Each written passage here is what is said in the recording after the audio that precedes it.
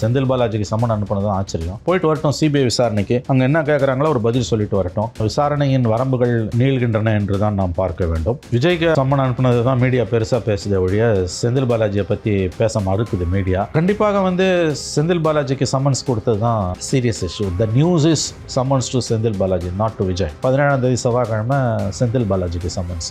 அநேகமாக charge sheet இந்த மாத இறுதியில் போட்டுருவாங்க. அதில் ஏன் செந்தில் பாலாஜி அழைச்சாங்க என்னன்னு அவங்க கண்டிப்பாக அதில் தகவல்கள் இடம்பெறும். அதுக்கு பிறகுதான் இந்த விவரம் சூடு பிடிக்கும். எப்படி இருந்தாலும் சிபிஐ சார்ஜ் ஷீட் தேர்தல்களுக்கு முன்பு 20 நாளுக்கு முன்பாவது தாக்கல் செய்யப்பட்டுவிடும், ஃபைல் ஆகிடும் எதிர்பார்க்குறாங்க. அது தாக்கல் செய்யப்பட்ட பிறகு தமிழ்நாடு அரசியல் அனல் பறக்கும் என்று எதிர்பார்க்கலாம். நான் ஹாஸ்பிட்டலில் போய் பார்த்தேன் அப்படிங்கிறதுக்காக நான் இதில் இன்க்ளூட் பண்ணப்பட்டிருக்கேன். என் கூட நிறைய பேர் பார்த்தாங்க. அவங்க எல்லாருக்குமே சம்மன் அனுப்பியிருக்கணுன்ற ஒரு கேள்வியும் இருக்கு. ரொம்ப இந்த விஷயத்த பேச முடியாது. அவருக்கு சம்மன் அனுப்பியிருக்காங்க, எதன் அடிப்படையில் அனுப்புனாங்கன்றதை பற்றி அவர் ஏதோ ஒரு தகவலை சொல்றாரு. அதுக்கு நான் பதில் சொல்ல முடியாது, யாரும் பதில் சொல்ல முடியாது. இந்த விசாரணையை உச்சநீதிமன்றத்தால் நியமிக்கப்பட்ட ஓய்வு பெற்ற உச்சநீதிமன்ற நீதிபதி தலைமையிலான ஒரு சிறப்பு புலனாய்வு குழு, special investigation team is monitoring. அவ்வளவு சுலபமா இதுல தப்பு செய்யாத ஒருத்தரை சேர்க்கிறதோ தப்பு செஞ்ச ஒருத்தரை விடுவிக்கிறதோ சாத்தியம் இல்லாததுன்னு நான் நம்புறேன். Supreme court ordered CBI investigations, double layer of protection cross check பண்றதுக்கு, அந்த விசாரணையை மேற்பார்வையிடுவதற்கு ஓய்வு பெற்ற உச்சநீதிமன்றத்தின் நீதிபதி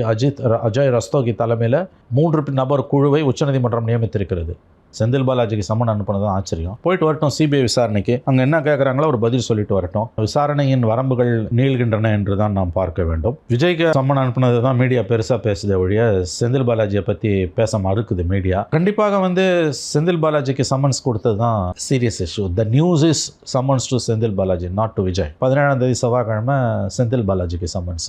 அநேகமாக சார்ஜ் ஷீட் இந்த மாத இறுதியில் போட்டுருவாங்க. அதில் ஏன் செந்தில் பாலாஜி அழைச்சாங்க என்னன்னு அவங்க கண்டிப்பாக அதில் தகவல்கள் இடம்பெறும். அதுக்கு பிறகுதான் இந்த விவரம் சூடு பிடிக்கும். எப்படி இருந்தாலும் சிபிஐ சார்ஜ் ஷீட் தேர்தல்களுக்கு முன்பு 20 நாளுக்கு முன்பாவது தாக்கல் செய்யப்பட்டுவிடும், ஃபைல் ஆகிடும் எதிர்பார்க்குறாங்க. அது தாக்கல் செய்யப்பட்ட பிறகு தமிழ்நாடு அரசியல் அனல் பறக்கும் என்று எதிர்பார்க்கலாம். நான் ஹாஸ்பிட்டலில் போய் பார்த்தேன் அப்படிங்கிறதுக்காக நான் இதில் இன்க்ளூட் பண்ணப்பட்டிருக்கேன். என் கூட நிறைய பேர் பார்த்தாங்க. அவங்க எல்லாருக்குமே சம்மன் அனுப்பியிருக்கணுன்ற ஒரு கேள்வியும் இருக்கு. ரொம்ப இந்த விஷயத்த பேச முடியாது. அவருக்கு சம்மன் அனுப்பியிருக்காங்க, எதன் அடிப்படையில் அனுப்புனாங்கன்றதை பற்றி அவர் ஏதோ ஒரு தகவலை சொல்றாரு. அதுக்கு நான் பதில் சொல்ல முடியாது, யாரும் பதில் சொல்ல முடியாது. இந்த விசாரணையை உச்சநீதிமன்றத்தால் நியமிக்கப்பட்ட ஓய்வு பெற்ற உச்சநீதிமன்ற நீதிபதி தலைமையிலான ஒரு சிறப்பு புலனாய்வு குழு, special investigation team is monitoring. அவ்வளவு சுலபமா இதுல தப்பு செய்யாத ஒருத்தரை சேர்க்கிறதோ தப்பு செஞ்ச ஒருத்தரை விடுவிக்கிறதோ சாத்தியம் இல்லாததுன்னு நான் நம்புறேன். Supreme court ordered CBI investigations, double layer of protection cross check பண்றதுக்கு, அந்த விசாரணையை மேற்பார்வையிடுவதற்கு ஓய்வு பெற்ற உச்சநீதிமன்றத்தின் நீதிபதி